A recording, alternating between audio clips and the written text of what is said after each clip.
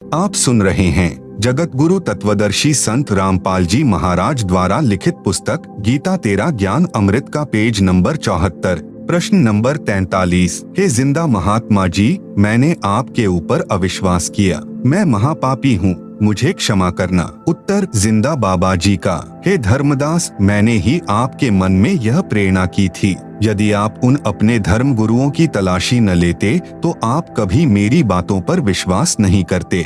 रह रहकर तेरे मन को यही बात कचोटती रहती कि ऐसा नहीं हो सकता कि हिंदू धर्म के किसी महर्षि मंडलेश्वर व संत महंत को तत्व ज्ञान नहीं। अब आप मेरी बातों पर विश्वास करोगे। विचार करो धर्मदास, जब गीता ज्ञान दाता गीता अध्याय 4 श्लोक 32 व 34 में कहता है कि जो ज्ञान परम अक्षर ब्रह्म यानी परमेश्वर अपने मुख से सुनाता है वह तत्व ज्ञान है। गीता अध्याय 4 श्लोक 32, उस ज्ञान को तू तत्वदर्शी संतों के पास जाकर समझ। गीता अध्याय 4 श्लोक 34। इससे सिद्ध हुआ कि गीता ज्ञान देने वाले परमात्मा को ही तत्व ज्ञान नहीं तो गीता पाठकों व इन प्रभु के उपासकों को ज्ञान कैसे हो सकता है। गीता अध्याय 2 श्लोक 53 में कहा कि हे अर्जुन, भिन्न भिन्न प्रकार से भ्रमित करने वाले वचनों से हटकर तेरी बुद्धि एक तत्व ज्ञान पर स्थिर हो जाएगी, तब तो तू योग यानी भक्ति को प्राप्त होगा। भावार्थ है कि तब तू भक्त बनेगा। इसलिए मैंने धर्मदास तेरे को उन संतों मंडलेश्वरों के पास जाने के लिए प्रेरित किया था। अब तू योग को प्राप्त होगा, भक्त बन सकेगा। प्रश्न नंबर 44 धर्मदास जी का, क्या पूर्ण मोक्ष के लिए भगवान विष्णु जी तथा भगवान शंकर जी की पूजा को छोड़ना पड़ेगा। उत्तर जिंदा बाबा जी का, इन प्रभुओं को नहीं छोड़ना, इनकी पूजा छोड़नी होगी। प्रश्न नंबर 45 धर्मदास जी का, हे जिंदा, मैं समझा नहीं, इन विष्णु और शंकर प्रभुओं को नहीं छोड़ना और पूजा छोड़नी पड़ेगी। मेरी संकीर्ण बुद्धि है, मैं महाज्ञानी प्राणी हूँ, कृपया विस्तार से बताने की कृपा करें। उत्तर जिंदा महात्मा जी का, हे धर्मदास जी, आप इनकी साधना शास्त्र विधि त्याग कर मनमाना आचरण कर रहे हो, जिससे आप जी को लाभ नहीं मिल रहा। इन देवताओं से लाभ लेने के साधना के मंत्र मेरे पास हैं। जैसे भैंसा है उसको भैंसा भैंसा करते रहो, वह आपकी ओर नहीं देखेगा। उसका एक विशेष मंत्र हुर्र हुर्र है, उसको सुनते ही वह तुरंत प्रभावित होता है और आवाज लगाने वाले की ओर खींचा चला आता है। इसी प्रकार इन सर्व आदरणीय देवताओं के निज मंत्र हैं, जिनसे वे पूर्ण लाभ तथा तुरंत लाभ देते हैं। प्रिय पाठकों, वही मंत्र मेरे पास यानी संत रामपाल दास के पास हैं, जो परमेश्वर जी ने गुरु जी के माध्यम से मुझे दिए हैं।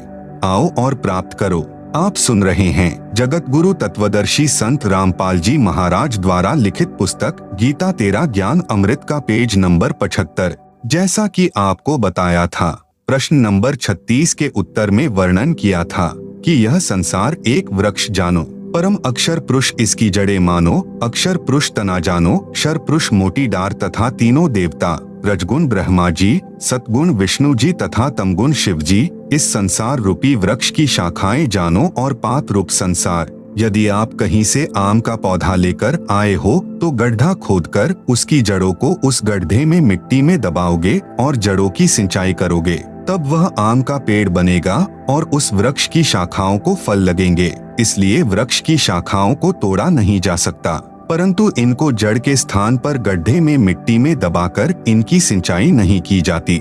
ठीक इसी प्रकार संसार रूपी वृक्ष की जड़ अर्थात परम अक्षर ब्रह्म को इष्ट रूप में प्रतिष्ठित करके पूजा करने से शास्त्रानुकूल साधना होती है, जो परम लाभ देने वाली होती है। इस प्रकार किए गए भक्ति कर्मों का फल यही तीनों देवता यानी संसार वृक्ष की शाखाएं ही कर्मानुसार प्रदान करते हैं। इसलिए इनकी पूजा छोड़नी होती है, लेकिन इनको छोड़ा यानी तोड़ा नहीं जा सकता। यही प्रमाण श्रीमद् भगवत गीता अध्याय 3 श्लोक 8 से 15 तक में भी है। कहा है कि हे अर्जुन, तू शास्त्र विहित कर्म कर, अर्थात शास्त्रों में जैसे भक्ति करने को कहा है वैसा भक्ति कार्य कर। यदि घर त्याग कर जंगलों में चला गया, अर्थात तू कर्म सन्यासी हो गया या एक स्थान पर बैठकर हठपूर्वक साधना करने लगेगा, तो तेरा शरीर पोषण का निर्वाह भी नहीं होगा। इसलिए कर्म न करने की अपेक्षा कर्म करते करते भक्ति कर्म करना श्रेष्ठ है। गीता अध्याय 3 श्लोक 8। जो साधक शास्त्र विधि त्याग कर मनमाना आचरण करते हैं अर्थात शास्त्रानुकूल भक्ति कर्मों के अतिरिक्त दूसरे कर्मों में लगा हुआ मनुष्य समुदाय कर्मों के बंधन में बंधकर जन्म मरण के चक्र में सदा रहता है। इसलिए हे कुंती पुत्र अर्जुन, शास्त्र विरुद्ध भक्ति कर्म जो कर रहा है उससे आसक्ति रहित होकर शास्त्रानुकूल भक्ति कर्म कर। गीता अध्याय 3 श्लोक 9। संसार की रचना करके प्रजापति यानी कुल के मालिक ने सर्वप्रथम मनुष्यों की रचना करके साथ साथ यज्ञों अर्थात धार्मिक अनुष्ठानों की जानकारी का ज्ञान देते हुए इनसे कहा था कि तुम लोग इस तरह बताए शास्त्रानुकूल कर्मों द्वारा वृद्धि को प्राप्त हो। इस प्रकार शास्त्रानुकूल की गई भक्ति तुम लोगों को इच्छित भोग प्राप्त कराने वाली हो। गीता अध्याय 3 श्लोक 10। इस प्रकार शास्त्रानुकूल भक्ति द्वारा अर्थात संसार रूपी वृक्ष की जड़ों यानी मूल अर्थात परम अक्षर ब्रह्म की सिंचाई अर्थात पूजा करके देवताओं अर्थात संसार रूपी वृक्ष की तीनों गुण रूपी शाखाओं रजगुण ब्रह्मा, सतगुण विष्णु तथा तमगुण शिवजी को उन्नत करो। आप सुन रहे हैं जगत गुरु तत्वदर्शी संत रामपाल जी महाराज द्वारा लिखित पुस्तक गीता तेरा ज्ञान अमृत का पेज नंबर 76। वे देवता संसार वृक्ष की शाखा तीनों देवता आपको कर्मानुसार फल देकर उन्नत करें। इस प्रकार एक दूसरे से उन्नत करके परम कल्याण अर्थात पूर्ण मोक्ष को प्राप्त हो जाओगे। गीता अध्याय 3 श्लोक 11। शास्त्र विधि अनुसार किए गए भक्ति कर्मों अर्थात यज्ञों द्वारा बढ़ाए हुए देवता अर्थात संसार रूपी वृक्ष की जड़ अर्थात मूल मालिक यानी परम अक्षर ब्रह्म को इष्ट रूप में प्रतिष्ठित करके भक्ति कर्म से बढ़ी हुई शाखाएं यानी तीनों देवता तुम लोगों को बिना मांगे ही कर्मानुसार इच्छित भोग निश्चय ही देते रहेंगे। जैसे आम के पौधे की जड़ की सिंचाई करने से पेड़ बनकर शाखाएं उन्नत हो गई, फिर उन शाखाओं को अपने आप फल लगेंगे, झड़ झड़ कर गिरेंगे। व्यक्ति को जो कर्मानुसार धन प्राप्त होता है वह उपरोक्त विधि से होता है। यदि कोई व्यक्ति उन देवताओं यानी शाखाओं द्वारा दिए धन में से पुनः दान पुण्य नहीं करता अर्थात जो पुनः शास्त्रानुकूल साधना नहीं करता, केवल अपना ही पेट भरता है, स्वयं ही भोगता रहता है, वह तो परमात्मा का चोर ही है। गीता अध्याय 3 श्लोक 12। शास्त्रानुकूल भक्ति की विधि में सर्वप्रथम परमात्मा को भोग लगाया जाता है, भंडारा करना होता है। पहले परम अक्षर ब्रह्म को इष्ट रूप में पूजकर भोग लगाकर शेष भोजन को भक्तों में बांटा जाता है। उस बचे हुए अन्न को सत्संग में उपस्थित अच्छी आत्माएं ही खाती हैं, क्योंकि पुण्यात्माएं ही परमात्मा के लिए समय निकालकर धार्मिक अनुष्ठानों में शामिल होते हैं। इसलिए कहा है कि उस यज्ञ से बचे हुए अन्न को खाने वाले संतजन सब पापों से मुक्त हो जाते हैं। जो पापी लोग होते हैं, जो तत्वदर्शी संत के सत्संग में नहीं जाते, उनको ज्ञान नहीं होता। वे पापात्मा अपना शरीर पोषण करने के लिए ही भोजन पकाते हैं, वे तो पाप को ही खाते हैं, क्योंकि भोजन खाने से पहले हम भक्त संत सब परम अक्षर ब्रह्म को भोग लगाते हैं, जिससे सारा भोजन पवित्र प्रसाद बन जाता है। जो ऐसा नहीं करते वे परमात्मा के चोर हैं। भगवान को भोग न लगा हुआ भोजन पाप का भोजन होता है। इसलिए कहा है जो धर्म कर्म शास्त्रानुकूल नहीं करते वे पाप के भागी होते हैं। गीता अध्याय 3 श्लोक 13। संपूर्ण प्राणी अन्न से उत्पन्न होते हैं, अन्न वर्षा से होता है। वर्षा यज्ञ अर्थात शास्त्रानुकूल धार्मिक अनुष्ठान से होती है। यज्ञ अर्थात धार्मिक अनुष्ठान शास्त्रानुकूल कर्मों से होते हैं। गीता अध्याय 3 श्लोक 14। कर्म तो ब्रह्म अर्थात क्षर पुरुष से उत्पन्न हुए हैं, क्योंकि जहाँ सर्व प्राणी सनातन परम धाम में रहते थे, वहाँ पर बिना कर्म किए सर्व सुख व पदार्थ उपलब्ध थे। यहाँ के सर्व प्राणी अपनी गलती से क्षर पुरुष के साथ आ गए। अब सबको कर्म का फल ही प्राप्त होता है, कर्म करके ही निर्वाह होता है। इसलिए कहा है कि कर्म को ब्रह्म यानी क्षर पुरुष से उत्पन्न जान और ब्रह्म को अविनाशी परमात्मा से उत्पन्न जान। आप सुन रहे हैं जगत गुरु तत्वदर्शी संत रामपाल जी महाराज द्वारा लिखित पुस्तक गीता तेरा ज्ञान अमृत का पेज नंबर 77। अधिक जानकारी के लिए पढ़े सृष्टि रचना इसी पुस्तक के पृष्ठ नंबर 120 पर। नोट: इस श्लोक में अक्षर शब्द का अर्थ अविनाशी परमात्मा ठीक है, परंतु जहाँ अक्षर पुरुष तथा परम अक्षर पुरुष का वर्णन है, वहाँ अक्षर पुरुष व क्षर पुरुष दोनों नाशवान कहे हैं। वहाँ पर अक्षर का अर्थ वही ठीक है। गीता अध्याय 15 श्लोक 16-17 में वर्णन है। यहाँ अक्षर का अर्थ अविनाशी परमात्मा है, क्योंकि सृष्टि रचना से स्पष्ट होता है कि ब्रह्म की उत्पत्ति सत्यपुरुष यानी अविनाशी परमात्मा ने की थी। इससे सिद्ध हुआ कि सर्वगतम ब्रह्म अर्थात जिस परमात्मा की पहुंच सर्व ब्रह्मांडों में है, जो सर्व का मालिक है, वह परमात्मा सदा ही यज्ञों अर्थात धार्मिक अनुष्ठानों में प्रतिष्ठित है। भावार्थ है कि परम अक्षर ब्रह्म को इष्ट देव रूप में प्रतिष्ठित करके धार्मिक अनुष्ठान अर्थात यज्ञ करने से शास्त्र विधि अनुसार कर्म करने से साधक को भक्ति लाभ मिलता है, जिससे मोक्ष प्राप्त होता है। देखें संसार रूपी पौधे का चित्र इसी पुस्तक के पृष्ठ 79 पर। देखें यह चित्र पृष्ठ 78 पर। इसमें पौधे की शाखाओं को गड्ढे में जमीन में लगाकर दिखाया गया है कि जो तीनों देवों रजगुण ब्रह्मा, सतगुण विष्णु, तमगुण शिव में से किसी की भी पूजा करता है, वह शास्त्र विधि त्याग कर मनमाना आचरण कर रहा है, जो गीता अध्याय 16 श्लोक 23 से 24 में अनुचित तथा व्यर्थ बताया है। जिसने सर्वगतम ब्रह्म अर्थात परम अक्षर ब्रह्म की पूजा नहीं की, उसको इष्ट रूप में नहीं पूजा, जिस कारण से उस साधक की साधना व्यर्थ है। शाखाओं को सींचने से पौधा नष्ट हो जाता है। अन्य देवताओं की पूजा करना गीता अध्याय 7 श्लोक 12 से 15, 20 से 23 तथा गीता अध्याय 9 श्लोक 23 से 24 में मना किया हुआ है। पढ़े प्रश्न 17 का उत्तर। देखें यह चित्र इसी पुस्तक के पृष्ठ 79 पर सीधा लगाया गया पौधा जो शास्त्र विधि अनुसार साधना है, यही मोक्षदायक है। यही प्रमाण गीता ग्रंथ में है। इसलिए हे धर्मदास, श्री ब्रह्मा जी, श्री विष्णु जी तथा श्री शिव जी को नहीं छोड़ना है। इनकी पूजा इष्ट रूप में करते हो वह छोड़नी है, तभी भक्त का पूर्ण मोक्ष संभव है। आप सुन रहे हैं जगत गुरु तत्वदर्शी संत रामपाल जी महाराज द्वारा लिखित पुस्तक गीता तेरा ज्ञान अमृत का पेज नंबर 78 पर शास्त्र विरुद्ध साधना अर्थात उल्टा बीजा हुआ भक्ति रूपी पौधा का चित्र दिया गया है, जिसे आप पुस्तक में देख सकते हैं।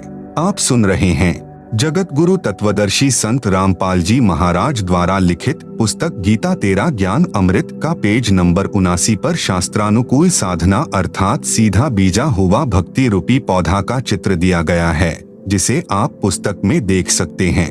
आप सुन रहे हैं जगत गुरु तत्वदर्शी संत रामपाल जी महाराज द्वारा लिखित पुस्तक गीता तेरा ज्ञान अमृत का पेज नंबर 80। प्रश्न नंबर 46 धर्मदास जी का। हे जिंदा आप जी ने तीनों देवताओं रजगुण ब्रह्मा, सतगुण विष्णु तथा तमगुण शिव जी की भक्ति करने वालों की दशा तो श्रीमद् भगवत गीता अध्याय 7 श्लोक 12 से 15, 20 से 23 तथा अध्याय 9 श्लोक 23-24 में प्रत्यक्ष प्रमाणित कर दिया कि तीनों गुणों रजगुण ब्रह्मा, सतगुण विष्णु तथा तमगुण शिव की भक्ति करने वाले राक्षस स्वभाव को धारण किए हुए मनुष्यों में नीच दूषित कर्म करने वाले मूर्ख मुझ यानी गीता ज्ञान दाता ब्रह्म को भी नहीं भजते। अन्य देवताओं की भक्ति पूजा करने वालों का सुख समय यानी स्वर्ग समय क्षणिक होता है। स्वर्ग की प्राप्ति करके शीघ्र ही पृथ्वी पर जन्म धारण करते हैं। हे महात्मा जी, कृपया कोई संसार में हुए बर्ताव से ऐसा प्रकरण सुनाइए जिससे आप जी की बताई बातों की सत्यता का प्रमाण मिले। तीनों देवताओं के पुजारी ऐसा बर्ताव करते हैं। हिरण्यकशिपु की कथा। उत्तर जिंदा जगदीश का। नंबर 1 रजगुण ब्रह्मा के उपासकों का चरित्र। एक हिरण्यकशिपु ब्राह्मण राजा था। किसी कारण उसको भगवान विष्णु यानी सतगुण से ईर्ष्या हो गई। उस राजा ने रजगुण ब्रह्मा जी देवता को भक्ति करके प्रसन्न किया। ब्रह्मा जी ने कहा कि पुजारी मांगो, क्या मांगना चाहते हो? हिरण्यकशिपु ने मांगा कि सुबह मरू न शाम मरू, बाहर मरू न भीतर मरू, दिन मरू न रात मरू, 12 मास में न मरू, न आकाश में मरू, न धरती पर मरू, न मानव से न पशु पक्षी से मरू। ब्रह्मा जी ने कहा तथास्तु। इसके पश्चात हिरण्यकशिपु ने अपने आप को अमर मान लिया और अपना नाम जाप करने को कहने लगा। जो विष्णु का नाम जपता उसको मार देता। उसका पुत्र प्रहलाद विष्णु जी की भक्ति करता था। उसको कितना सताया था। हे धर्मदास, कथा से तो आप परिचित हैं। भावार्थ है कि रजगुण ब्रह्मा का भक्त हिरण्यकशिपु राक्षस कहलाया, कुत्ते वाली मौत मारा गया। रावण तथा भस्मासुर की कथा। नंबर 2 तमगुण शिवजी के उपासकों का चरित्र। लंका के राजा रावण ने तमगुण शिव की भक्ति की थी। उसने अपनी शक्ति से 33 करोड़ देवताओं को कैद कर रखा था, फिर देवी सीता का अपहरण कर लिया। इसका क्या हाल हुआ आप सब जानते हैं। तमगुण शिव का उपासक रावण राक्षस कहलाया, सर्वनाश हुआ, निंदा का पात्र बना। अन्य उदाहरण, आप जी को भस्मासुर की कथा का तो ज्ञान है ही। भगवान शिव यानी तमोगुण की भक्ति भस्मागिरी करता था। वह 12 वर्षों तक शिव जी के द्वार के सामने ऊपर को पैर नीचे को सिर यानी शीर्षासन करके भक्ति तपस्या करता रहा। आप सुन रहे हैं जगत गुरु तत्वदर्शी संत रामपाल जी महाराज द्वारा लिखित पुस्तक गीता तेरा ज्ञान अमृत का पेज नंबर 81। एक दिन पार्वती जी ने कहा, हे महादेव, आप तो समर्थ हैं, आपका भक्त क्या मांगता है, इसे प्रदान करो प्रभु। भगवान शिव ने भस्मागिरी से पूछा, बोलो भक्त क्या मांगना चाहते हो, मैं तुझ पर अति प्रसन्न हूँ। भस्मागिरी ने कहा कि पहले वचनबद्ध हो जाओ तब मांगूंगा। भगवान शिव वचनबद्ध हो गए। तब भस्मागिरी ने कहा कि आपके पास जो भस्मकंडा यानी भस्मकड़ा है वह मुझे प्रदान करो। शिव प्रभु ने वह भस्मकंडा भस्मागिरी को दे दिया। कड़ा हाथ में आते ही भस्मागिरी ने कहा कि हो जा शिवजी होशियार, तेरे को भस्म करूंगा तथा पार्वती को पत्नी बनाऊंगा। यह कहकर अभद्र ढंग से हंसा तथा शिवजी को मारने के लिए उनकी ओर दौड़ा। भगवान शिव उस दुष्ट का उद्देश्य जानकर भाग निकले। पीछे पीछे पुजारी, आगे आगे इष्टदेव शिवजी तमगुण भागे जा रहे थे। विचार करे धर्मदास, यदि आपके देव शिव जी अविनाशी होते तो मृत्यु के भय से नहीं डरते। आप इनको अविनाशी कहा करते थे, आप इन्हें अंतर्यामी भी कहते थे। यदि भगवान शिव अंतर्यामी होते तो पहले ही भस्मागिरी के मन के गंदे विचार जान लेते। इससे सिद्ध हुआ कि ये तो अंतर्यामी भी नहीं हैं। जिस समय भगवान शिव जी आगे आगे और भस्मागिरी पीछे पीछे भागे जा रहे थे, उस समय भगवान शिव ने अपनी रक्षा के लिए परमेश्वर को पुकारा। उसी समय परम अक्षर ब्रह्म जी पार्वती का रूप बनाकर भस्मागिरी दुष्ट के सामने खड़े हो गए तथा कहा, हे भस्मागिरी, आ मेरे पास बैठ। भस्मागिरी को पता था कि अब शिवजी निकट स्थान पर नहीं रुकेंगे। भस्मागिरी तो पार्वती के लिए ही तो सर्व उपद्रव कर रहा था। हे धर्मदास, आपको सर्व कथा का पता है। पार्वती रूप में परमात्मा ने भस्मागिरी को गंडेहथ नाच नचाकर भस्म किया। तमोगुण शिव का पुजारी भस्मागिरी अपने गंदे कर्म से भस्मासुर अर्थात भस्मा राक्षस कहलाया। इसलिए इन तीनों देवों के पुजारियों को राक्षस स्वभाव को धारण किए हुए मनुष्यों में नीच दूषित कर्म करने वाले मूर्ख कहा है। हरिद्वार में साधुओं का कत्लेआम। नंबर 3। अब सतगुण श्री विष्णु जी के पुजारियों की कथा सुनाता हूँ। एक समय हरिद्वार में हर की पौड़ियों पर कुंभ का मेला लगा। उस अवसर पर तीनों गुणों के उपासक अपने अपने समुदाय में एकत्रित हो जाते हैं। गिरि, पुरी, नागानाथ ये भगवान तमोगुण शिव के उपासक होते हैं तथा वैष्णव सतगुण भगवान विष्णु जी के उपासक होते हैं। हर की पौड़ियों पर प्रथम स्नान करने पर दो समुदायों नागा तथा वैष्णवों का झगड़ा हो गया। लगभग 25,000 त्रिगुण यानी रजगुण ब्रह्मा, सतगुण विष्णु तथा तमगुण शिव के पुजारी लड़कर मर गए, कत्लेआम कर दिया। तलवारों, छुरों, कटारी से एक दूसरे की जान ले ली। सूक्ष्म वेद में कहा है कि तीर, तुपक, तलवार, कटारी जमधड़ जोर बधावे हैं। हर पैड़ी हर हेत नहीं जाना, वहाँ जा तेग चलावे हैं। काटे शीश नहीं दिल करुणा, जग में साथ कहावे हैं। जो जन इनके दर्शन को जावे, उनको भी नरक पठावे हैं। आप सुन रहे हैं जगत गुरु तत्वदर्शी संत रामपाल जी महाराज द्वारा लिखित पुस्तक गीता तेरा ज्ञान अमृत का पेज नंबर 82। हे धर्मदास, उपरोक्त सत्य घटनाओं से सिद्ध हुआ कि रजगुण ब्रह्मा जी, सतगुण विष्णु जी तथा तमगुण शिव जी की पूजा करने वालों को गीता अध्याय 7 श्लोक 12 से 15 में राक्षस स्वभाव को धारण किए हुए मनुष्यों में नीच दूषित कर्म करने वाले मूर्ख कहा है। परमेश्वर जिंदा जी के मुख कमल से उपरोक्त कथा सुनकर धर्मदास जी का सिर फटने को हो गया, चक्कर आने लगे। हिम्मत करके धर्मदास बोला, हे प्रभु, आपने तो मुझ ज्ञान के अंधे को आंखें दे दी दाता।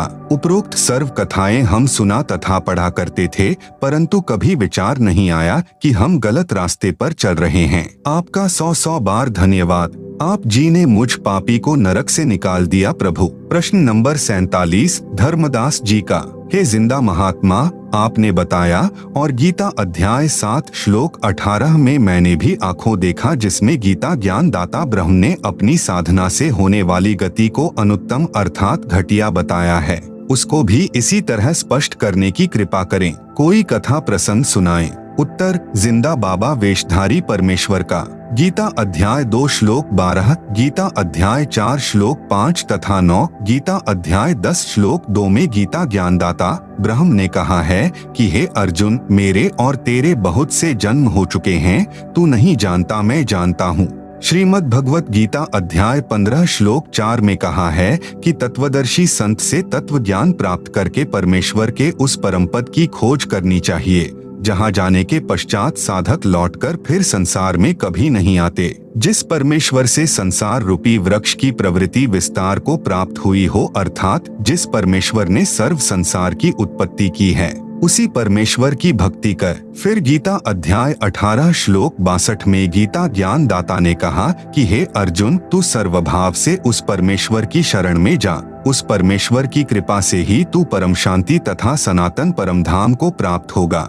हे धर्मदास, जब तक जन्म मरण रहेगा तब तक परम शांति नहीं हो सकती और न ही सनातन परम धाम प्राप्त हो सकता। वास्तव में परम गति उसको कहते हैं जिसमें जन्म मरण सदा के लिए समाप्त हो जाए, जो ब्रह्म साधना से कभी नहीं हो सकती। इसलिए गीता अध्याय 7 श्लोक 18 में गीता ज्ञान दाता ने बताया है कि जो ज्ञानी आत्मा है, मेरे विचार में सब नेक हैं, परंतु वे सब मेरी अनुत्तम यानी घटिया गति में ही लीन हैं, क्योंकि वे मेरी यानी ब्रह्म की भक्ति कर रहे हैं।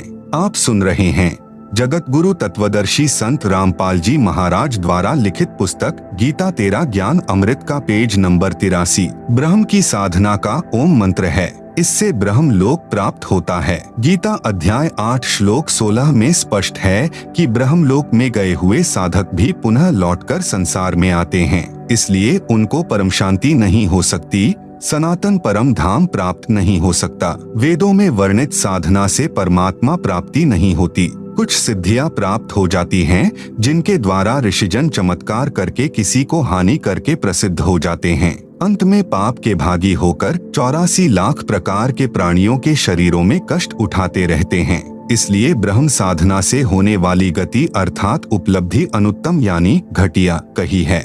ऋषि चुनक तथा मानधाता की कथा प्रसंग। गीता ज्ञान दाता यानी ब्रह्म ने गीता अध्याय 7 श्लोक 16 से 17 में बताया है कि मेरी भक्ति 4 प्रकार के भक्त करते हैं। नंबर 1 आर्त यानी संकट निवारण के लिए, नंबर 2 अर्थार्थी यानी धन लाभ के लिए, नंबर 3 जिज्ञासु यानी जो ज्ञान प्राप्त करके वक्ता बन जाते हैं, और नंबर 4 ज्ञानी यानी केवल मोक्ष प्राप्ति के लिए भक्ति करने वाले। इनमें से 3 को छोड़कर चौथे ज्ञानी को अपना पक्का भक्त गीता ज्ञान दाता ने बताया है। ज्ञानी की विशेषता। ज्ञानी वह होता है जिसने जान लिया है कि मनुष्य जीवन केवल मोक्ष प्राप्ति के लिए ही प्राप्त होता है। उसको यह भी ज्ञान होता है कि पूर्ण मोक्ष के लिए केवल एक परमात्मा की भक्ति करनी चाहिए। अन्य देवताओं यानी रजगुण ब्रह्मा जी, सतगुण विष्णु जी तथा तमगुण शिव जी की भक्ति से पूर्ण मोक्ष नहीं होता। उन ज्ञानी आत्माओं को गीता अध्याय 4 श्लोक 34 तथा यजुर्वेद अध्याय 40 मंत्र 10 में वर्णित तत्वदर्शी संत न मिलने के कारण उन्होंने वेदों से स्वयं निष्कर्ष निकाल लिया कि ब्रह्म समर्थ परमात्मा है। ओम इसकी भक्ति का मंत्र है। इस साधना से ब्रह्मलोक प्राप्त हो जाता है, यही मोक्ष है। ज्ञानी आत्माओं ने परमात्मा प्राप्ति के लिए हठ योग किया, एक स्थान पर बैठकर घोर तप किया तथा ओम नाम का जाप किया, जबकि वेदों व गीता में हठ करने घोर तप करने वाले मूर्ख दंभी तथा राक्षस बताए हैं। गीता अध्याय 3 श्लोक 4 से 9, गीता अध्याय 16 श्लोक 17 से 20 तथा गीता अध्याय 17 श्लोक 1 से 6। इनको हठ योग करने की प्रेरणा कहाँ से हुई? श्री देवी पुराण गीता प्रेस गोरखपुर से प्रकाशित सचित्र मोटा टाइप के 3 स्कंद में लिखा है कि ब्रह्मा जी ने अपने पुत्र नारद को बताया कि जिस समय मेरी उत्पत्ति हुई मैं कमल के फूल पर बैठा था। आकाशवाणी हुई कि तप करो। मैंने 1000 वर्ष तक तप किया। आप सुन रहे हैं जगत गुरु तत्वदर्शी संत रामपाल जी महाराज द्वारा लिखित पुस्तक गीता तेरा ज्ञान अमृत का पेज नंबर 84। हे धर्मदास, ब्रह्मा जी को वेद तो बाद में सागर मंथन में मिले थे। उनको पढ़ा तो यजुर्वेद अध्याय 40 के मंत्र 15 में ओम नाम मिला। उसका जाप तथा आकाशवाणी से सुना हठ योग यानी घोर तप दोनों मिलाकर ब्रह्मा जी स्वयं करने लगे तथा अपनी संतानों यानी ऋषियों को बताया। चारों वेदों तथा इन्हीं का निष्कर्ष श्रीमद् भगवत गीता में हठ करके घोर तप करने वालों को राक्षस, क्रूरकर्मी, नराधम यानी नीच व्यक्ति कहा है। प्रमाण गीता अध्याय 16 श्लोक 17 से 20 तथा अध्याय 17 श्लोक 1 से 6 में वही साधना ज्ञानी आत्मा ऋषिजन करने लगे। उन ज्ञानी आत्माओं में से एक चुनक ऋषि का प्रसंग सुनाता हूँ जिससे आपके प्रश्न का सटीक उत्तर मिल जाएगा। एक चुनक नाम का ऋषि था। उसने हजारों वर्षों तक घोर तप किया तथा ओम नाम का जाप किया। यह ब्रह्म की भक्ति है। ब्रह्म ने प्रतिज्ञा कर रखी है कि मैं किसी साधना यानी न वेदों में वर्णित यज्ञों से, न जप से, न तप से किसी को भी दर्शन नहीं दूंगा। गीता अध्याय 11 श्लोक 48 में कहा है कि हे अर्जुन, तूने मेरे जिस रूप के दर्शन किए अर्थात मेरा यह काल रूप देखा, यह मेरा स्वरूप है। इसको न तो वेदों में वर्णित विधि से देखा जा सकता, न किसी जप से, न तप से, न यज्ञ से तथा न किसी क्रिया से देखा जा सकता। गीता ज्ञान दाता ने गीता अध्याय 7 श्लोक 24 से 25 में स्पष्ट किया है कि यह मेरा अविनाशी विधान है कि मैं कभी किसी को दर्शन नहीं देता, अपनी योग माया से छिपा रहता हूँ। ये मूर्ख लोग मुझे मनुष्य रूप अर्थात कृष्ण रूप में मान रहे हैं। जो सामने सेना खड़ी थी उसकी ओर संकेत करके गीता ज्ञान दाता कह रहा था। कहने का भाव था कि मैं कभी किसी को दर्शन नहीं देता, अब तेरे ऊपर अनुग्रह करके यह अपना रूप दिखाया है।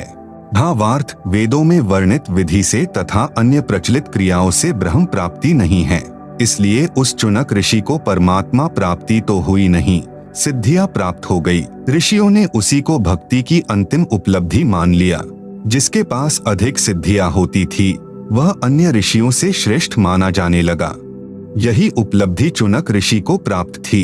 एक मानधाता चक्रवर्ती राजा यानी जिसका राज्य पूरी पृथ्वी पर हो, ऐसा शक्तिशाली राजा था।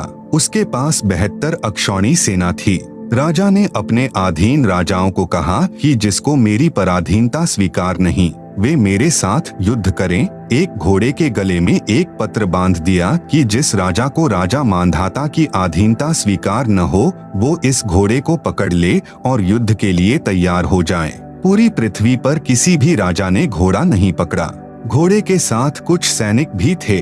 वापस आते समय ऋषि चुनक ने पूछा कि कहाँ गए थे सैनिकों। उत्तर मिला कि पूरी पृथ्वी पर घूम आए, किसी ने घोड़ा नहीं पकड़ा, किसी ने राजा का युद्ध नहीं स्वीकार किया। ऋषि ने कहा कि मैंने यह युद्ध स्वीकार लिया। आप सुन रहे हैं जगत गुरु तत्वदर्शी संत रामपाल जी महाराज द्वारा लिखित पुस्तक गीता तेरा ज्ञान अमृत का पेज नंबर 85। सैनिक बोले, हे कंगाल, तेरे पास दाने तो खाने को है नहीं और युद्ध करेगा महाराजा मानधाता के साथ। ऋषि चुनक जी ने घोड़ा पकड़कर वृक्ष से बांध लिया। मानधाता राजा को पता चला तो युद्ध की तैयारी हुई। राजा ने 72 अक्षौणी सेना की 4 टुकड़ियां बनाई। ऋषि पर हमला करने के लिए एक टुकड़ी 18 अक्षौणी यानी 18 करोड़ सेना भेज दी। दूसरी ओर ऋषि ने अपनी सिद्धि से 4 पुतलियां बनाई। एक पुतली छोड़ी जिसने राजा की 18 अक्षौणी सेना का नाश कर दिया। राजा ने दूसरी टुकड़ी छोड़ी। ऋषि ने दूसरी पुतली छोड़ी, उसने दूसरी टुकड़ी 18 अक्षौणी सेना का नाश कर दिया। इस प्रकार चुनक ऋषि ने मानधाता राजा की 4 पुतलियों से 72 अक्षौणी सेना नष्ट कर दी, जिस कारण से महर्षि चुनक की महिमा पूरी पृथ्वी पर फैल गई। इस अनर्थ के कारण सर्वश्रेष्ठ ऋषि माना गया। हे धर्मदास, जिंदा रूपधारी परमात्मा बोले, ऋषि चुनक ने जो सेना मारी ये पाप कर्म ऋषि के संचित कर्मों में जमा हो गए। ऋषि चुनक ने जो ओम एक अक्षर का जाप किया वह उसके बदले ब्रह्मलोक में जाएगा, फिर अपना ब्रह्मलोक का सुख समय व्यतीत करके पृथ्वी पर जन्मेगा। जो हठ योग तप किया उसके कारण पृथ्वी पर राजा बनेगा, फिर मृत्यु के उपरांत कुत्ते का जन्म होगा। जो 72 अक्षौणी सेना मारी थी वह अपना बदला लेगी। कुत्ते के सिर में जख्म होगा और उसमें कीड़े बनकर 72 अक्षौणी सेना अपना बदला चुकाएगी। इसलिए हे धर्मदास, गीता ज्ञान दाता यानी ब्रह्म ने अपनी साधना से होने वाली गति यानी मुक्ति को अनुत्तम यानी अश्रेष्ठ कहा है। प्रश्न नंबर 45 धर्मदास जी का, हे जिंदा, मैंने एक महामंडलेश्वर से प्रश्न किया था कि गीता अध्याय 18 श्लोक 62 में भगवान कृष्ण जी ने किस परमेश्वर की शरण में जाने के लिए कहा है। उस मंडलेश्वर ने उत्तर दिया था कि भगवान श्री कृष्ण से अतिरिक्त कोई भगवान ही नहीं, कृष्ण जी ही स्वयं पूर्ण परमात्मा हैं। वे अपनी ही शरण आने के लिए कह रहे हैं, बस कहने का फेर है। हे जिंदा जी, कृपया मुझ अज्ञानी का भ्रम निवारण करें। उत्तर, जिंदा बाबा परमेश्वर का। हे धर्मदास, ये माला डाल हुए हैं मुक्ता, षटदल उवा बाई बक्ता। आपके सर्व मंडलेश्वर तथा शंकराचार्य अटबट करके भोली जनता को भ्रमित कर रहे हैं। कह रहे हैं कि गीता ज्ञान दाता गीता अध्याय 18 श्लोक 62 में अर्जुन को अपनी शरण में आने को कहता है। यह बिल्कुल गलत है, क्योंकि गीता अध्याय 2 श्लोक 7 में अर्जुन ने कहा कि हे कृष्ण, अब मेरी बुद्धि ठीक से काम नहीं कर रही है, मैं आपका शिष्य हूँ, आपकी शरण में हूँ, जो मेरे हित में हो वह ज्ञान मुझे दीजिए। हे धर्मदास, अर्जुन तो पहले ही श्री कृष्ण की शरण में था, इसलिए गीता अध्याय 18 श्लोक 62 में गीता ज्ञान दाता ने अपने से अन्य परम अक्षर ब्रह्म की शरण में जाने के लिए कहा है। आप सुन रहे हैं जगत गुरु तत्वदर्शी संत रामपाल जी महाराज द्वारा लिखित पुस्तक गीता तेरा ज्ञान अमृत का पेज नंबर 86। गीता अध्याय 4 श्लोक 3 में गीता ज्ञान दाता ने कहा है कि हे अर्जुन, तू मेरा भक्त है, इसलिए यह गीता शास्त्र सुनाया है। गीता ज्ञान दाता से अन्य पूर्ण परमात्मा का अन्य प्रमाण गीता अध्याय 13 श्लोक 11 से 28, 30, 31, 34 में भी है। श्रीमद् भगवत गीता अध्याय 13 श्लोक 1 में गीता ज्ञान दाता ने कहा है कि शरीर को क्षेत्र कहते हैं, जो इस क्षेत्र अर्थात शरीर को जानता है उसे क्षेत्रज्ञ कहा जाता है। गीता अध्याय 13 श्लोक 1। गीता अध्याय 13 श्लोक 2 में गीता ज्ञान दाता ने कहा है कि मैं क्षेत्रज्ञ हूँ। क्षेत्र तथा क्षेत्रज्ञ दोनों को जानना ही तत्व ज्ञान कहा जाता है, ऐसा मेरा मत है। गीता अध्याय 13 श्लोक 10 में कहा है कि मेरी भक्ति अव्यभिचारिणी होनी चाहिए, जैसे अन्य देवताओं की साधना तो गीता अध्याय 7 श्लोक 12 से 15 तथा 20 से 23 में तथा अध्याय 9 श्लोक 23 से 24 में व्यर्थ कही है। केवल ब्रह्म की भक्ति करें। उसके विषय में यहाँ कहा है कि अन्य देवता में आसक्त न हो। भावार्थ है कि भक्ति व मुक्ति के लिए ज्ञान समझें, वक्ता बनने के लिए नहीं। इसके अतिरिक्त वक्ता बनने के लिए ज्ञान सुनना अज्ञान है। पतिव्रता स्त्री की तरह केवल मुझ में आस्था रखकर भक्ति करें। अन्य मनुष्यों में बैठकर बातें बनाने का स्वभाव नहीं होना चाहिए। एकांत स्थान में रहकर भक्ति करें। गीता अध्याय 13 श्लोक 11 में गीता ज्ञान दाता ने कहा है कि अध्यात्म ज्ञान में रुचि रखकर तत्व ज्ञान के लिए सद्ग्रंथों को देखना तत्व ज्ञान है, वह ज्ञान है तथा तत्व ज्ञान की अपेक्षा कथा कहानियां सुनना, शास्त्र विधि विरुद्ध भक्ति करना यह सब अज्ञान है। तत्व ज्ञान के लिए परमात्मा को जानना ही ज्ञान है।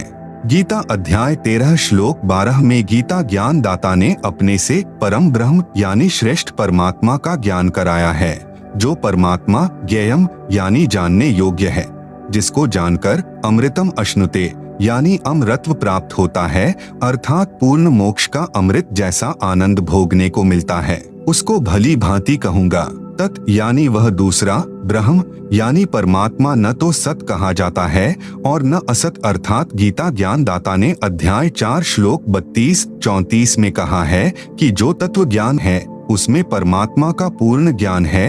वह तत्व ज्ञान परमात्मा अपने मुख कमल से स्वयं उच्चारण करके बोलता है। उस तत्व ज्ञान को तत्वदर्शी संत जानते हैं। उनको दंडवत प्रणाम करने से, नम्रता पूर्वक प्रश्न करने से वे परमात्म तत्व को भली भांति जानने वाले तत्वदर्शी संत तुझे तत्व ज्ञान का उपदेश करेंगे। इससे सिद्ध हुआ कि गीता ज्ञान दाता को परमात्मा का पूर्ण ज्ञान नहीं है, इसलिए कह रहा है कि वह दूसरा परमात्मा जो गीता ज्ञान दाता से भिन्न है वह न सत है न ही असत। यहाँ पर प्लस ब्रह्म का अर्थ 7 संख ब्रह्मांड वाले पर ब्रह्म अर्थात गीता अध्याय 15 श्लोक 16 वाले अक्षर पुरुष से नहीं है, क्योंकि काल लोक जो 21 ब्रह्मांडों का क्षेत्र है में अक्षर पुरुष जिसे परब्रह्म कहा है की विशेष भूमिका नहीं है। आप सुन रहे हैं जगत गुरु तत्वदर्शी संत रामपाल जी महाराज द्वारा लिखित पुस्तक गीता तेरा ज्ञान अमृत का पेज नंबर 87। यहाँ काल लोक में काल तथा दयाल की भूमिका है, इसलिए यहाँ पर माने दूसरा और ब्रह्म माने परमात्मा, ब्रह्म से अन्य परमात्मा पूर्ण ब्रह्म का वर्णन है। भावार्थ, गीता अध्याय 13 श्लोक 12 में गीता ज्ञान दाता कह रहा है कि जो मेरे से दूसरा ब्रह्म अर्थात प्रभु है वह अनादि वाला है। अनादि का अर्थ है जिसका कभी आदि अर्थात शुरुआत न हो, कभी जन्म न हुआ हो। गीता ज्ञानदाता अक्षर पुरुष है, इसे ब्रह्म भी कहा जाता है। इसने गीता अध्याय 2 श्लोक 12, गीता अध्याय 4 श्लोक 5, 9, गीता अध्याय 10 श्लोक 2 में स्वयं स्वीकारा है कि हे अर्जुन, तेरे और मेरे बहुत जन्म हो चुके हैं, तू नहीं जानता, मैं जानता हूँ। इससे सिद्ध हुआ कि गीता ज्ञानदाता अनादि वाला ब्रह्म अर्थात प्रभु नहीं है। इससे यह सिद्ध हुआ कि गीता ज्ञानदाता ने अध्याय 13 के श्लोक 12 में अपने से अन्य अविनाशी परमात्मा की महिमा कही है। अध्याय 13 श्लोक 12, गीता ज्ञानदाता ब्रह्म है। यह 1000 यानी सहस्र हाथ पैर वाला है। इसका सहस्र कमल है अर्थात 1000 पंखुड़ियों वाला कमल है। गीता अध्याय 11 श्लोक 46 में अर्जुन ने कहा है कि हे सहस्राबाहु यानी 1000 हाथों वाले, आप चतुर्भुज रूप में आइए। इससे सिद्ध हुआ कि गीता ज्ञानदाता केवल 1000 भुजाओं वाला है। इसलिए गीता अध्याय 13 श्लोक 13 में गीता ज्ञानदाता अपने से अन्य सब और हाथ पैर वाले, सब और नेत्र सिर और मुख वाले और सब और कान वाले परमात्मा की महिमा कह रहा है। कहा है कि वह परमात्मा संसार में सबको व्याप्त करके अर्थात अपनी शक्ति से सब रोके हैं और स्वयं सत्यलोक यानी शाश्वत स्थानम तिष्ठति में बैठा है। स्पष्ट हुआ कि गीता ज्ञानदाता से अन्य समर्थ परमात्मा है, वही सब संसार का संचालन पालन करता है। गीता अध्याय 13 श्लोक 13, गीता के अध्याय 13 श्लोक 14 में भी स्पष्ट है कि गीता ज्ञानदाता ने अपने से अन्य परमात्मा का ज्ञान कराया है। कहा है, संपूर्ण इंद्रियों के विषयों को जानने वाला अर्थात अंतर्यामी है, सब इंद्रियों से रहित है अर्थात परमात्मा की इंद्रियां हम मानव तथा अन्य प्राणियों जैसी विकारग्रस्त नहीं है। वह परमात्मा आसक्ति रहित है अर्थात वह इस काल लोक यानी 21 ब्रह्मांडों की किसी वस्तु पदार्थ में आसक्ति नहीं रखता, क्योंकि उस परमेश्वर का सत्यलोक इस काल के क्षेत्र से असंख्यों गुना उत्तम है। इसलिए वह परमात्मा आसक्ति रहित कहा है। वही सबका धारण पोषण करने वाला है। यही प्रमाण गीता अध्याय 15 श्लोक 17 में भी है। वह परमात्मा निर्गुण है परंतु सरगुण होकर ही अपना महत्व दिखाता है। उदाहरण के लिए जैसे आम का पेड़ आम के बीज यानी गुठली में निर्गुण अवस्था में होता है, उस बीज को जब बीजा जाता है तब वह पौधा फिर पेड़ रूप में सरगुण होकर अपना महत्व प्रकट करता है। आप सुन रहे हैं जगत गुरु तत्वदर्शी संत रामपाल जी महाराज द्वारा लिखित पुस्तक गीता तेरा ज्ञान अमृत का पेज नंबर 88। परंतु परमात्मा सत्यलोक में सरगुण रूप में बैठा है, क्योंकि परमात्मा ने अपने वचन शक्ति से सर्व सृष्टि रचकर विधान बनाकर छोड़ दिया। उस परमात्मा के विधान अनुसार सर्व प्राणी तथा नक्षत्र बनते बिगड़ते रहते हैं, जीव कर्मानुसार जन्मते मरते रहते हैं। परमात्मा को कोई टेंशन नहीं, परंतु जब परमात्मा पृथ्वी पर प्रकट होता है उस समय सर्व गुणों को भोगता है। जैसे आम के वृक्ष को तो निर्गुण से सरगुण होने में बहुत समय लगता है, परंतु परमात्मा के लिए समय सीमा नहीं है।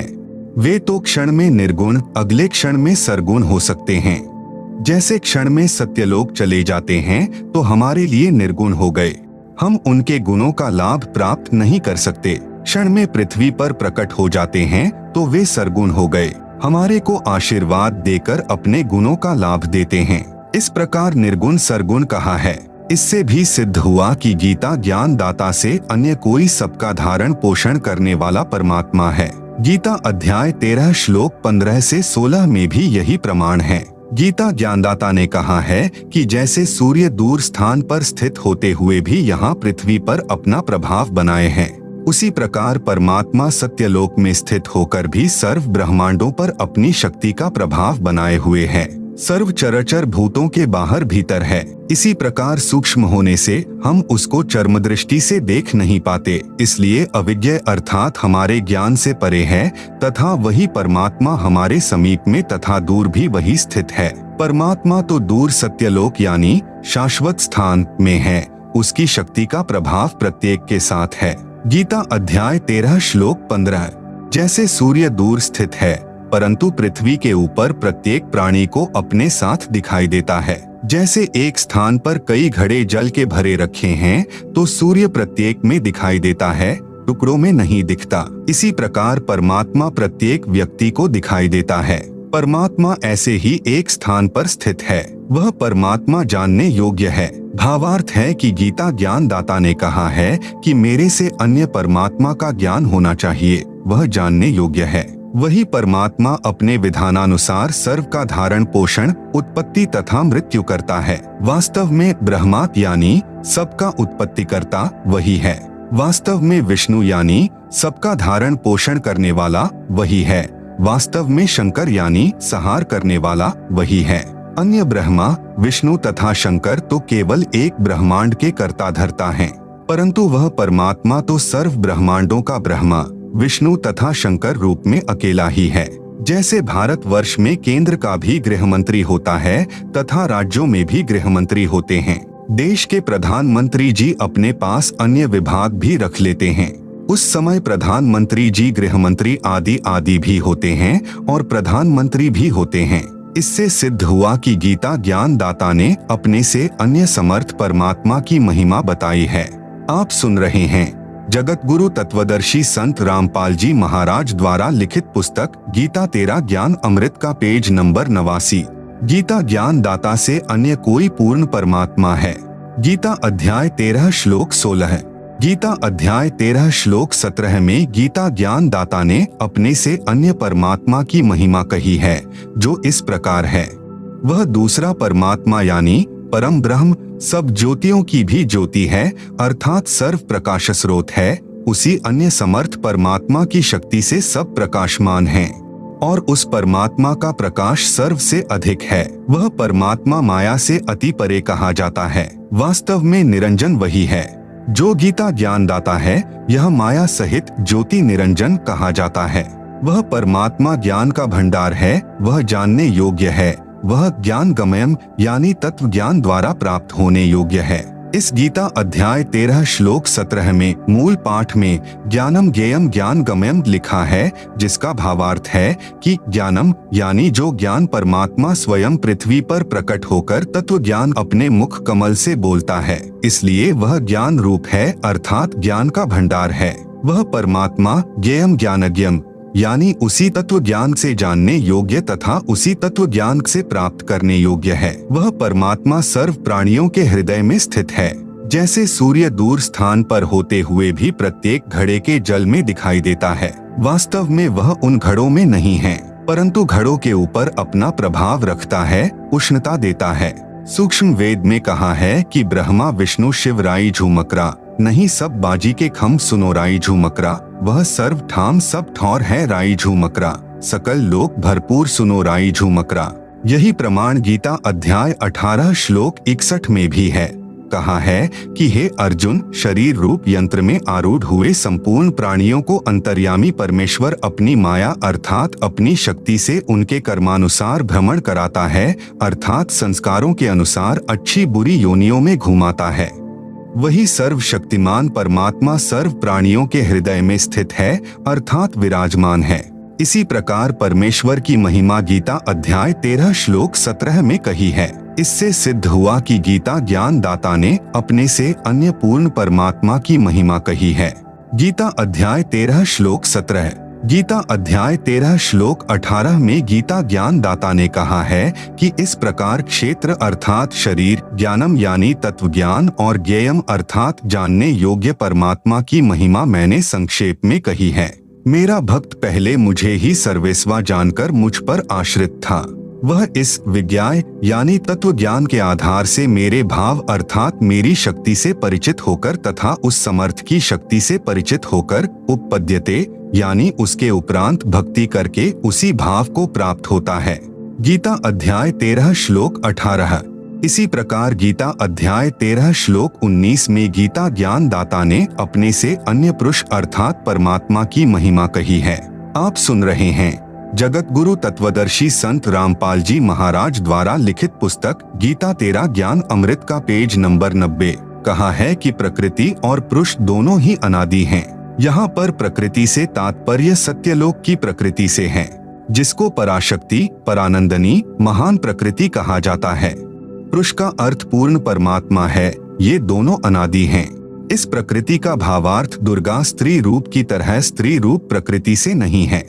जैसे सूर्य है तो उसकी प्रकृति उष्णता भी साथ ही है, इसी प्रकार सत्य पुरुष तथा उसकी प्रकृति अर्थात शक्ति दोनों अनादि हैं। इस प्रकार विकार तथा तीनों गुण जिससे उत्पन्न हुए हैं वह अन्य प्रकृति है, उससे उत्पन्न हुए हैं, ऐसा जान। गीता अध्याय 7 श्लोक 4-5 में दो प्रकृति कही हैं, एक जड़ और दूसरी चेतन दुर्गा देवी। यहाँ पर दूसरी प्रकृति दुर्गा कही है। गीता अध्याय 13 श्लोक 19। गीता अध्याय 13 श्लोक 20 में भी अन्य पुरुषः यानी परमात्मा का वर्णन है। गीता प्रेस गोरखपुर से प्रकाशित गीता के इस श्लोक के अनुवाद में पुरुषः का अर्थ जीवात्मा किया। वास्तव में यहाँ पुरुष का अर्थ परमात्मा है। गीता अध्याय 13 श्लोक 20 का यथार्थ अनुवाद देखें गहरी नजर गीता में, जो हमारी वेबसाइट पर देखी व डाउनलोड की जा सकती है। वेबसाइट का नाम है www.jagatgururampalji.org। गीता अध्याय 13 श्लोक 21 में भी अन्य पुरुषः यानी परमात्मा का वर्णन है।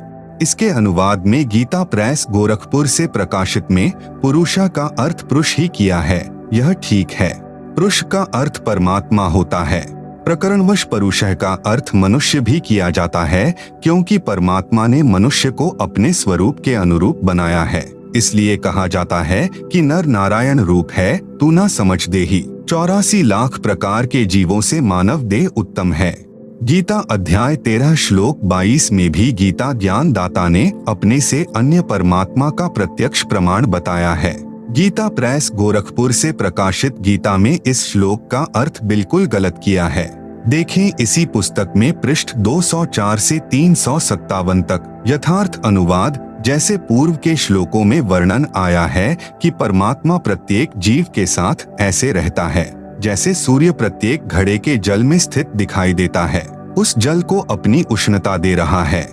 इसी प्रकार परमात्मा प्रत्येक जीव के हृदय कमल में ऐसे विद्यमान है जैसे सौर ऊर्जा संयंत्र जहाँ भी लगा है तो वह सूर्य से उष्णता प्राप्त करके ऊर्जा संग्रह करता है। इसी प्रकार प्रत्येक जीव के साथ परमात्मा रहता है। इसलिए इस श्लोक गीता अध्याय 13 श्लोक 22 में कहा है कि वह परमात्मा सब प्रभुओं का भी स्वामी होने से महेश्वर, सबका धारण पोषण करने से कर्ता, सत्यलोक में बैठा प्रत्येक प्राणी की प्रत्येक गतिविधि को देखने वाला होने से उपदृष्टा, जीव परमात्मा की शक्ति से सर्व कार्य करता है। आप सुन रहे हैं जगत गुरु तत्वदर्शी संत रामपाल जी महाराज द्वारा लिखित पुस्तक गीता तेरा ज्ञान अमृत का पेज नंबर 91।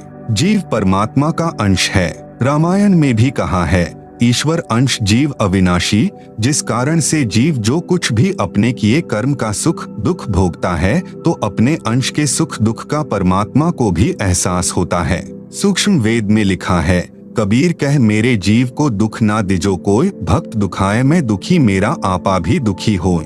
इसलिए भोक्ता कहलाता है।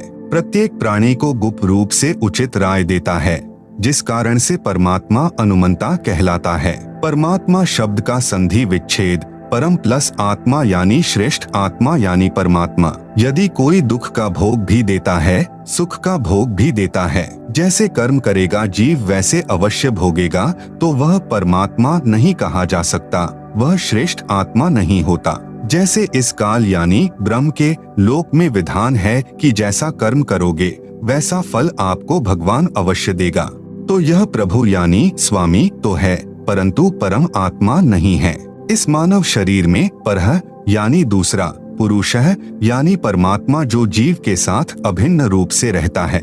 जैसे सूर्य प्रत्येक को अपनी ऊर्जा देता है, उसी प्रकार यह दूसरा परमात्मा उपरोक्त महिमा वाला है। जैसे सौर ऊर्जा से जो बल्ब जगता है उसमें सूर्य होता है, यानी सूर्य की ऊर्जा कार्य करती है। इसी प्रकार पूर्ण परमात्मा की भूमिका समझें। गीता अध्याय 13 श्लोक 23 में भी अन्य पुरुषम यानी परमात्मा बताया है। कहा है कि जो संत उपरोक्त प्रकार से पुरुषम यानी परमात्मा प्रकृति तथा गुणों सहित जानता है, वह संत साधक सब प्रकार से परमात्मा में लीन वर्तमान यानी रहता हुआ पुनर्जन्म को प्राप्त नहीं होता, अर्थात उसका पूर्ण मोक्ष हो जाता है। गीता अध्याय 13 श्लोक 24 में भी अन्य परमात्मा का वर्णन है, जो गीता ज्ञान दाता से अन्य है। कहा है कि जो परमात्मा सूर्य के सदृश जीवात्मा के साथ अभेद रूप से रहता है, उसको साधक ध्यान द्वारा दिव्य दृष्टि से हृदय में देखते हैं, जैसे बिजली को टेस्टर द्वारा देख लेते हैं। अन्य साधक ज्ञान सुनकर विश्वास करके परमात्मा का स्वरूप स्वीकार कर लेते हैं। अन्य भक्तजन कर्मयोगेन यानी परमात्मा के कर्मों अर्थात लीलाओं को देखकर परमात्मा का अस्तित्व जान लेते हैं। जैसे संसार में लगभग 7 अरब जनसंख्या है, किसी का भी चेहरा यानी फेस एक दूसरे से नहीं मिलता। कवि ने कहा है, कई अरब बनाए बंदे आँख नाक हाथ लगाए, एक दूसरे के नाल कोई भी रलदे नहीं रलाए। इससे भी सिद्ध होता है कि कोई सर्वज्ञ शक्ति है, उसे परमात्मा कहा जाता है। कुछ भक्तजन परमात्मा के इस प्रकार के कार्य देखकर परमात्मा को मानते हैं। गीता अध्याय 12 श्लोक 25 में कहा है कि जो शिक्षित नहीं और जो न ध्यान करते हैं, न ज्ञान को समझ पाते हैं और न वे परमात्मा की संरचना से परमात्मा को समझ पाते हैं। आप सुन रहे हैं जगत गुरु तत्वदर्शी संत रामपाल जी महाराज द्वारा लिखित पुस्तक गीता 13 ज्ञान अमृत का पेज नंबर 92। वे अन्य शिक्षित विद्वान व्यक्तियों से परमात्मा की महिमा सुनकर मान लेते हैं कि जब यह शिक्षित और ज्ञानी व्यक्ति कह रहा है तो परमात्मा है, फिर वे उपासना करने लग जाते हैं।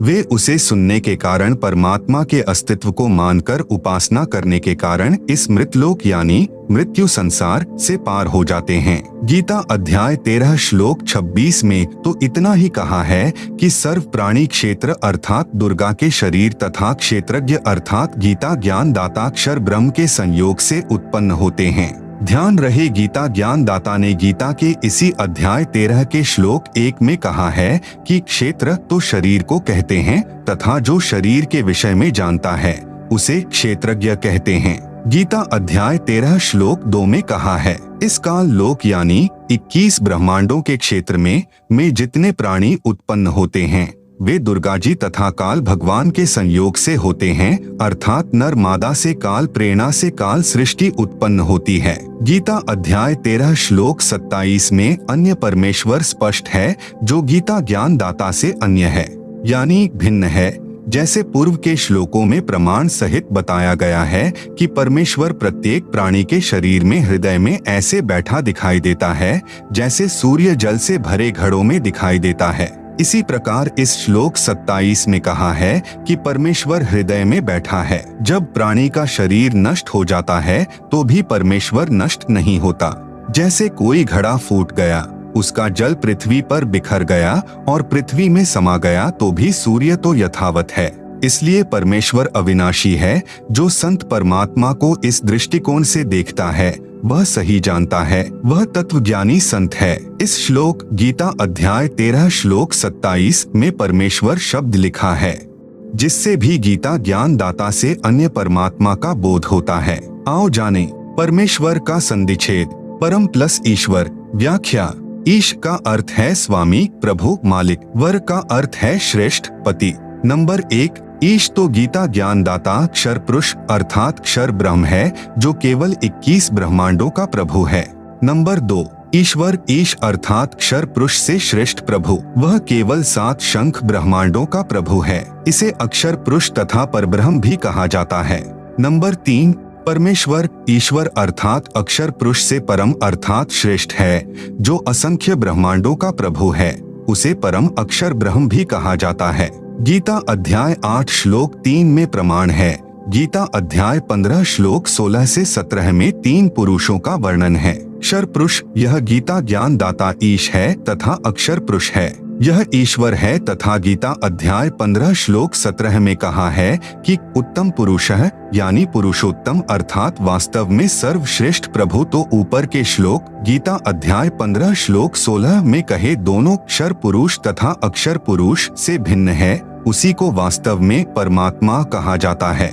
आप सुन रहे हैं जगत गुरु तत्वदर्शी संत रामपाल जी महाराज द्वारा लिखित पुस्तक गीता तेरा ज्ञान अमृत का पेज नंबर 93। वही तीनों लोकों क्षर पुरुष के 21 ब्रह्मांडों का क्षेत्र काल लोक कहा जाता है तथा अक्षर पुरुष के साथ शंख ब्रह्मांडों के क्षेत्र को परब्रह्म का लोक कहा जाता है और ऊपर 4 लोकों सत्यलोक, अलख लोक, अगम लोक तथा अकह लोक का क्षेत्र अमर लोक परमेश्वर का लोक कहा जाता है। इस प्रकार 3 लोकों का यहाँ पर वर्णन है।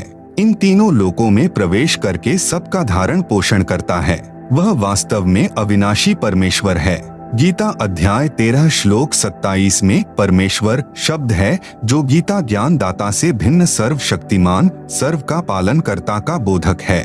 गीता अध्याय 13 श्लोक 28 में भी गीता ज्ञान दाता से अन्य प्रभु का प्रमाण है। इस श्लोक में ईश्वर शब्द परमेश्वर का बोधक है। जैसे ईश का अर्थ स्वामी, वर का अर्थ श्रेष्ठ, वास्तव में सबका ईश स्वामी तो परम अक्षर ब्रह्म है, वही श्रेष्ठ ईश है। इसलिए ईश्वर शब्द प्रकरणवश पूर्ण परमात्मा का बोधक है। यदि अन्य ईश नकली स्वामी नहीं होते तो ईश्वर तथा परमेश्वर शब्दों की आवश्यकता नहीं होती।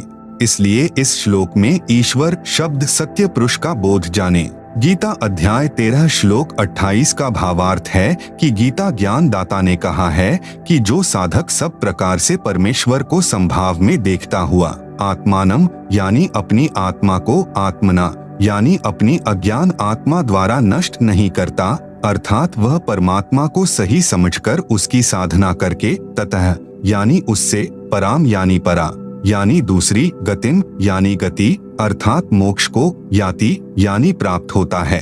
अर्थात वह साधक गीता ज्ञान दाता वाली परम गति जो गीता अध्याय 8 श्लोक 13 में कही है से अन्य गति को प्राप्त होता है। गीता अध्याय 13 श्लोक 30 में स्पष्ट है कि गीता ज्ञान दाता ने अपने से अन्य परमात्मा की महिमा बताई है। कहा है कि जो संत सर्व प्राणियों की स्थिति भिन्न भिन्न होते हुए भी एक परमात्मा सर्वशक्तिमान के अंतर्गत मानता है तो वह समझो सच्चिदानंद घन ब्रह्म अर्थात परम अक्षर ब्रह्म को प्राप्त हो गया है। वह सत्य भक्ति करके उस परमेश्वर को प्राप्त हो जाता है। गीता अध्याय 13 श्लोक 31 में भी गीता ज्ञान दाता ने अपने से अन्य परमात्मा के विषय में कहा है। इस श्लोक में परमात्मा शब्द है जिसकी स्पष्ट परिभाषा गीता अध्याय 15 श्लोक 17 में बताई है। कहा है कि जो उत्तम पुरुष अर्थात सर्वश्रेष्ठ प्रभु है वह तीनों लोकों में प्रवेश करके सबका धारण पोषण करता